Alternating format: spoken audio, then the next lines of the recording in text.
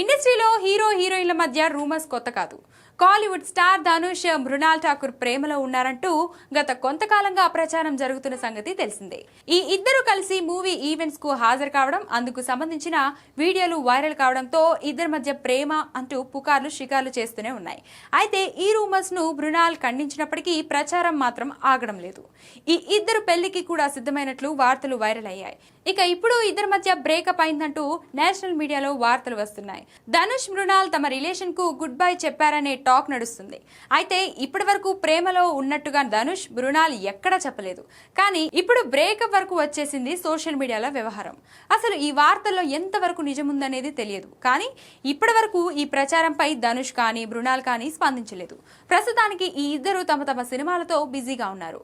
Dhanush back to back సినిమాలతో దూసుకుపోతుండగా latest గా ఓం అనే సినిమాను ప్రకటించాడు.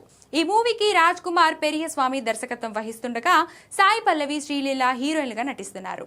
అక్టోబర్ 16న ఈ సినిమా రిలీజ్ కానుంది. అటు మృణాల్ ఠాకూర్ తెలుగు, హిందీ సినిమాలతో బిజీగా ఉంది. ఏదేమైనా ధనుష్, మృణాల్ మాత్రం ఎప్పటికప్పుడు హాట్ టాపికే అవుతున్నారు.